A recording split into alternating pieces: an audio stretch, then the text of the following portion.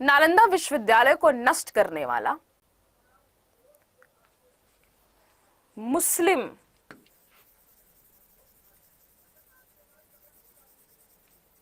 Hindi translation, उफ, Nalanda university को नष्ट करने वाला मुस्लिम नालायक शासक, शासक को साहस ले लिया था। शासक कौन था, जल्दी से बताओ, किसने आया था भाई साहब। इसकी कहानी कुछ ऐसी थी, तब इस्लामिक इन्वेजन शुरू हुआ था इंडिया में। एक ऐसा टाइम था जब इस्लामिक इन्वेजन क्या हुआ था, शुरू हुआ था। Very very good, everyone is right, Mohammad bin Bakhtiyar. तब इस्लामिक इन्वेजन बस शुरू हुआ था इंडिया में।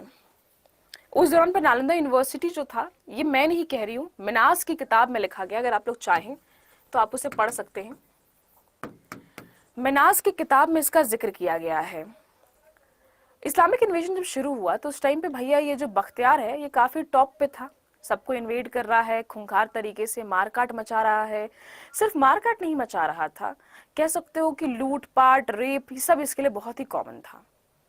लोग हड़बड़ाए हुए, कौन सा आक्रमणकारी आ गया जो इस तरीके का काम भी कर सकता है, जिसे इतनी सी भी दया रहम माया कुछ नहीं है। इस दौरान पे इसकी हो जाती है तबीयत खराब। और तब भारत जो है शिक्षा की दिशा में, पैसे की दिशा में, हर दिशा में बढ़ता हुआ उगता हुआ सूरज था।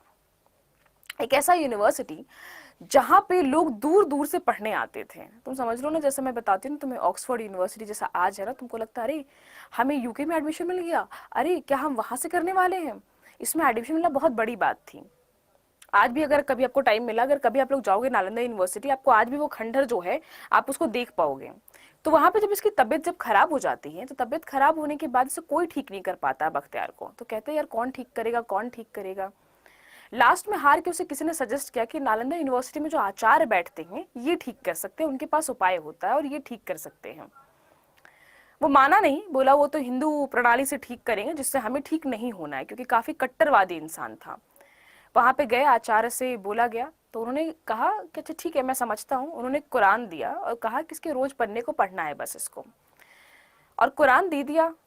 जब उसका आदमी खिलजी का, ये बख्तियार का, जब लेके आता है कुरान को और बोलता है इसको आपको बोला गया है कि रोज सुबह आपको बैठ के इसको पढ़ना है। तो ज्यादातर क्या होता है, अगर आप देखोगे तो मुस्लिम जो है वो कोई भी जब पढ़ाई जब करते हैं तो वो हल्का सा सलाइवा लगा के, थूक जो है वो लगा के आप पलटते हो, पढ़ने को पलटते हैं जनरली। तो एज यूजल उसने पढ़ना शुरू किया सुबह सुबह के टाइम पे, और उतने थूक लगा के वो ऐसे अपना पलट रहा है, फिर उसको मुंह में लगाता है, फिर ऐसे पलटता है, फिर पढ़ाई कर रहा था। 1 महीने बाद वो ऑटोमेटिकली ठीक हो गया। सारे लोग हैरान थे कि अगर ऐसा क्या हो गया कि वो ठीक हो गया, कुरान तो पढ़ने से वो ऐसे ही पढ़ रहा था, तो फिर क्यों नहीं ठीक हो रहा था।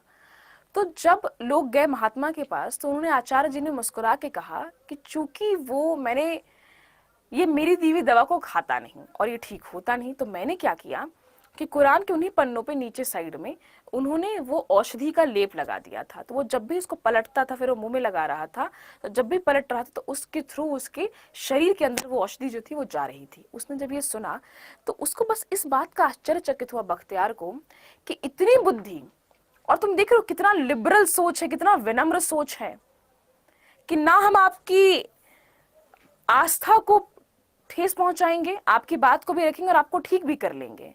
तो ऐसे लोग हमेशा ऊपर जाते हैं।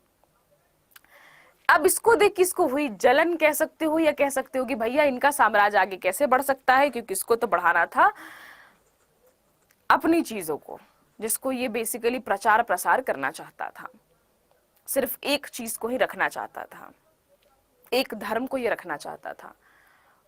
अटैक किया, और अटैक करने के बाद बहुत बुरी तरीके से मार काट मचा दी। और कहते कि नालंदा यूनिवर्सिटी